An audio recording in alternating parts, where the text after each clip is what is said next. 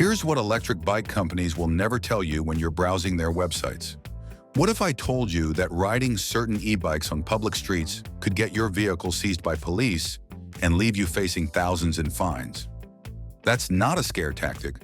Riders across the country are losing their bikes because manufacturers exploit a massive legal loophole.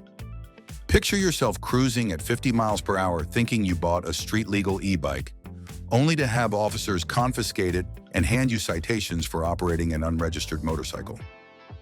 In this video, I'm exposing the 15 most powerful electric bikes that masquerade as legal transportation, but are actually illegal motor vehicles in most states. And number 1 hits 60 miles per hour while being sold with pedals attached. This isn't just about speed, it's about understanding which bikes will land you in legal trouble and which ones keep you safe. Number 15, Mototech 72 Volt Pro. Starting our countdown is a bike that doesn't even pretend to be street legal. The Mototech explicitly markets itself as an electric dirt bike, a pure off-highway vehicle. Peak power sits around 5,000 watts, and top speed pushes past 50 miles per hour. The Mototech features knobby tires, aggressive suspension, and minimal consideration for road-legal equipment like mirrors or turn signals. What makes this bike problematic isn't its design, it's how people use it. Buyers treat the Mototech like a toy, riding it through neighborhoods and on bike paths without understanding they're operating an unregistered motor vehicle. The pedals exist only to satisfy loose definitions, not for actual riding. This machine belongs on private property or designated OHV trails, nowhere near public infrastructure. Yet enforcement reports consistently cite Mototech models during street sweeps. The 72-volt system delivers brutal acceleration that bicycle components simply cannot handle safely. Stock brakes are adequate for dirt at moderate speeds, but fail under sustained road use. The frame lacks the structural reinforcement needed for repeated high-speed impacts. Worst of all, budget pricing attracts younger riders who lack experience managing this level of power. The Mototech represents the bottom tier of the problematic e-bike market. Overtly powerful, minimally safe, and routinely misused. Number 14, Tudio e-bike. The Tudio lands at number 14 because it exemplifies how easily dangerous bikes reach consumers. This 5,000-watt dual motor machine shows up on Amazon through affiliate links, creating a false sense of legitimacy. Buyers see the Amazon interface and assume the product meets legal standards. It doesn't. Peak power output matches the Mototech at 5,000 watts, but the Tudio adds fat tires and full suspension to look more like a conventional e-bike. Top speed reaches 45 miles per hour, nearly triple the legal Class 3 limit. The dual motor configuration splits power between front and rear wheels, providing all-wheel drive capability that sounds impressive, but adds complexity and failure points.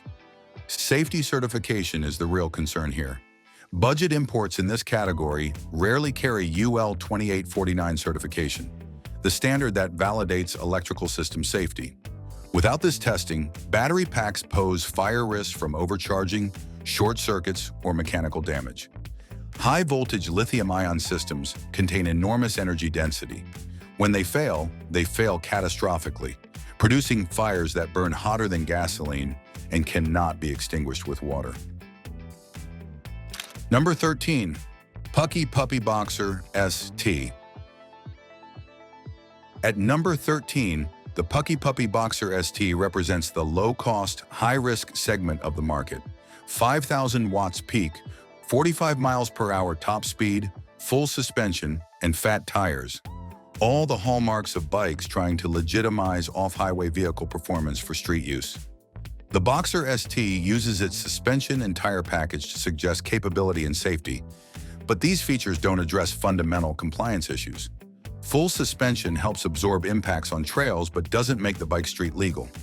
Fat tires provide traction in loose terrain, but won't improve stopping distances at speed. The components exist to create a perception of legitimacy, while the core specifications remain wildly illegal. Manufacturer quality control is questionable across this budget category. Reviews mention issues with welds, electrical connections, and component longevity. When you're pushing 5,000 watts through a frame designed for a fraction of that power, Weak points reveal themselves quickly. Failures at high speed don't give riders second chances. A weld cracking at 45 miles per hour means immediate loss of control and likely serious injury. Number 12. Bonell 775MX. The Bonell markets itself as the fastest electric mountain bike, and that claim alone should raise red flags. Mountain bikes are designed for off-road use, where speed matters less than torque and control. When a manufacturer brags about speed on a mountain bike platform, they're prioritizing the wrong metrics and attracting the wrong riders. Peak power likely exceeds 5,000 watts based on performance claims, with top speeds pushing past 40 miles per hour. The MX designation suggests motocross inspiration, reinforcing that this bike was designed for closed courses and private property, not public roads. Yet, like every bike on this list, the Bonell ends up on streets because riders either don't understand or don't care about legal distinctions. The focus on off-road performance means the Bonell likely lacks basic street equipment, no integrated lighting system meeting DOT standards, no mirrors providing adequate rear visibility, no horn for signaling.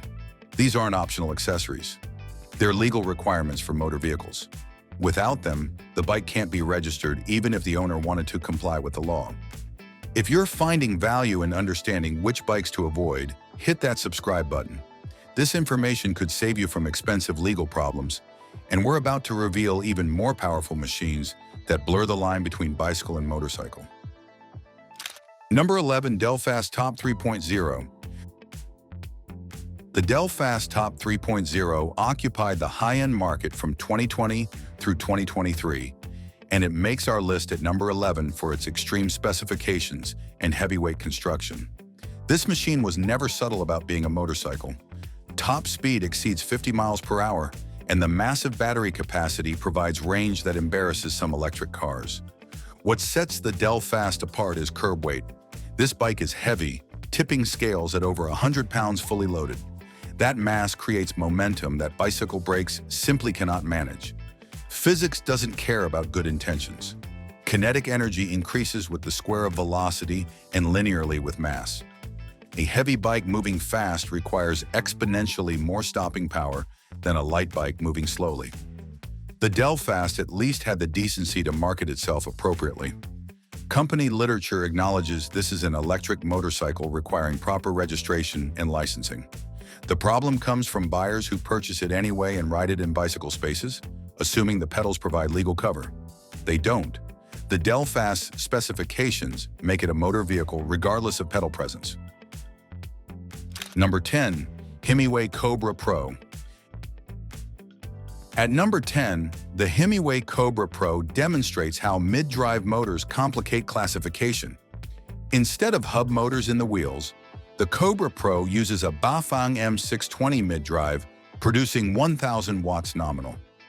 That single specification makes this bike illegal in most states, which cap nominal power at 750 watts. Mid-drive systems create unique stress patterns. Instead of directly driving the wheel, they apply force through the chain and drivetrain. At high power levels, this tears through chains, cassettes, and chain rings rapidly. Components designed for human pedal force fail under sustained motor power. The Cobra Pro needs frequent drivetrain replacement, adding hidden ownership costs to the purchase price. The Bafang M620 is known for brutal torque delivery. Riders describe it as violent off the line, with enough force to lift the front wheel unintentionally. That power is exhilarating until you realize you're riding a bicycle frame never engineered for those loads. Stress concentrations around the motor mount, bottom bracket, and rear dropouts become failure points. When frames crack during hard acceleration, riders go down hard. Number 9. eBiko EB7 Pro. The eBiko EB7 Pro sits at number 9, representing the budget 5,000 watt category flooding the market. Claimed top speed reaches 45 miles per hour, powered by dual hub motors splitting that 5,000 watt peak output. Like most bikes in this segment, the EB7 Pro appears on questionable retail channels with limited manufacturer information. This is where component quality becomes critical. Pushing 5,000 watts requires every electrical connection to handle high amperage without failure. Cheap connectors overheat and melt. Thin gauge wire develops resistance hotspots. Inadequate soldering creates intermittent failures. Budget manufacturers cut costs precisely where safety demands investment, creating electrical systems that work initially but degrade rapidly. Battery provenance is another concern with budget imports. Premium e-bikes use cells from known manufacturers like Samsung, LG, or Panasonic. Budget bikes use whatever cells the supplier had available, often unlabeled or counterfeit.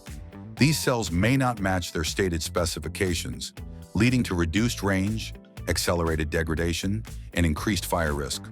Without UL 2849 certification, there's no independent validation that the battery pack meets basic safety standards.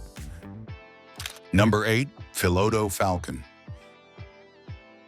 At number 8, the Filodo Falcon mirrors the e-Biko in specifications. 5,000 watts peak, dual motors, 40 to 45 mile/hour capability. What distinguishes the Falcon is its documented availability through major retail platforms, sometimes appearing directly on Amazon or through affiliated sellers.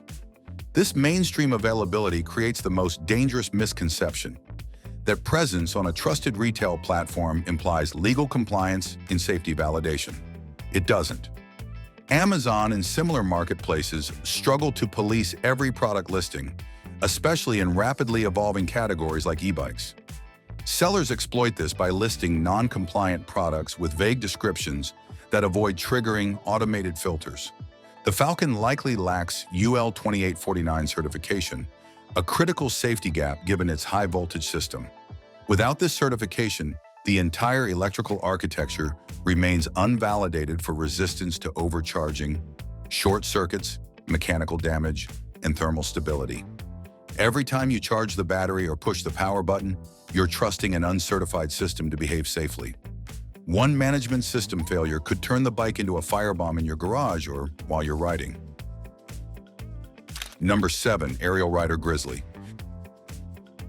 The Aerial Rider Grizzly lands at number 7 with a significant distinction. It uses dual 1,000-watt continuous motors, not just peak ratings. Total continuous power sits at 2,000 watts, nearly triple the legal 750-watt limit.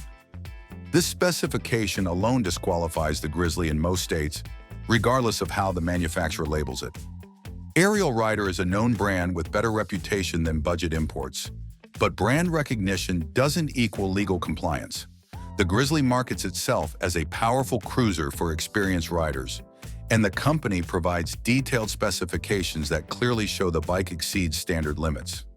To their credit, they're transparent about what they're selling. The problem is buyers who purchase it anyway and ride it in restricted areas. Dual battery configuration extends range but doubles fire risk if either pack fails. The Grizzly uses high-capacity batteries to support its powerful motors, storing enormous amounts of energy. Each battery represents a potential fire source if manufacturing defects exist or damage occurs. Redundancy sounds good for reliability, but works against you for safety when we're talking about energetic failure modes. Top speed reaches 36 miles per hour unlocked, which sounds reasonable compared to other bikes on this list. Don't let that fool you.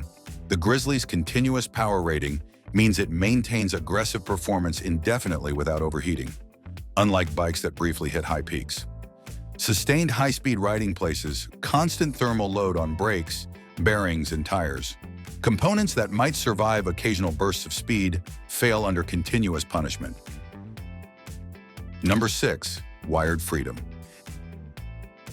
At number 6, the Wired Freedom introduces high-voltage systems to our countdown. 60 volts might not sound extreme compared to the 72-volt bikes we'll see later, but it's enough to push peak power beyond 3,000 watts when paired with the included high-amperage controller. Top speed exceeds 40 miles per hour unlocked, placing this bike firmly in unregistered motorcycle territory. The Freedom exploits the nominal versus peak loophole perfectly. Motor label says 750 watts nominal for legal compliance. Actual peak delivery hits 3,200 watts because the 60-volt battery and 55-amp controller can push that power through the windings. This is exactly the regulatory fiction that allows non-compliant bikes to reach consumers. Independent reviews specifically call out the Freedom's inadequate braking system. Stock calipers rate around 3.8 out of 5 for performance, which sounds acceptable until you realize that's for moderate speeds. At 40 miles per hour, those same brakes become dangerous. Reviewers unanimously recommend immediate upgrades to 4-piston calipers with larger rotors, adding several $100s to the purchase price before the bike is safe to ride at its advertised capability. The Wired brand markets adventure and freedom, playing on desires to explore without constraints. Marketing materials show riders on scenic paths and empty roads, creating aspirational imagery that downplays legal reality. New owners imagine themselves having those experiences, only to discover their local bike paths prohibit anything over Class 3 specs, and police actively enforce those rules. Number 5. Onyx RCR.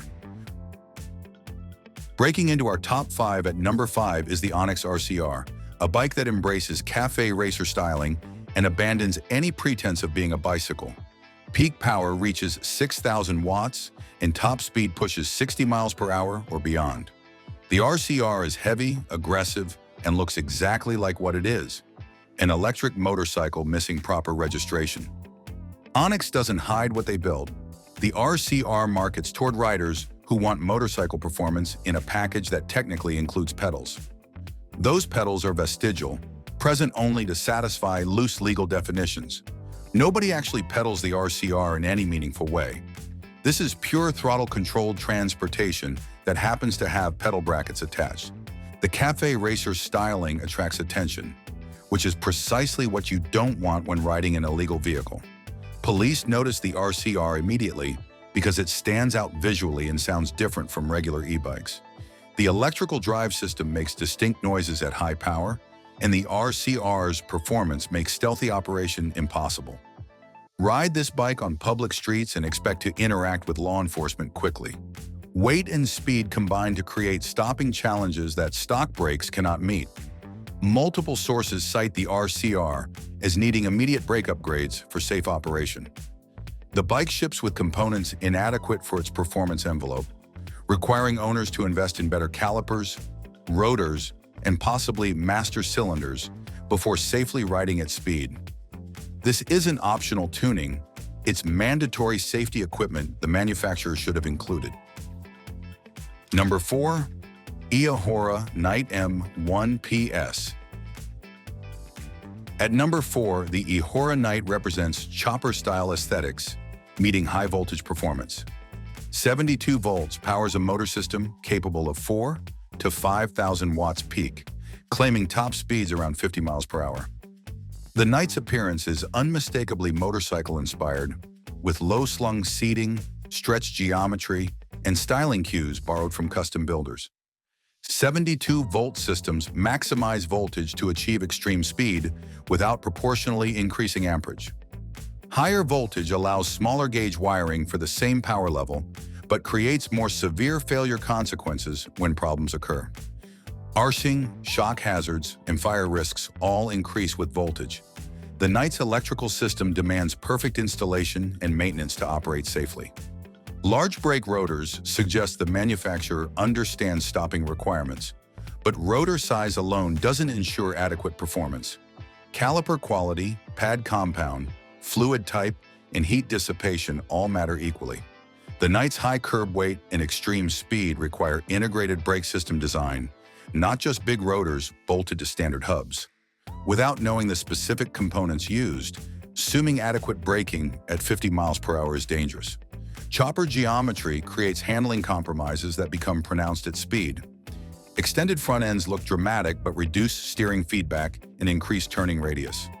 Low seating positions limit visibility over cars and obstacles. Weight distribution biases toward the rear, affecting traction during hard acceleration and making front wheel skids more likely during aggressive braking. Style comes at the cost of practicality and safety. Number 3. Wired Scout. The Wired Scout takes third place by pushing voltage even higher than the Freedom.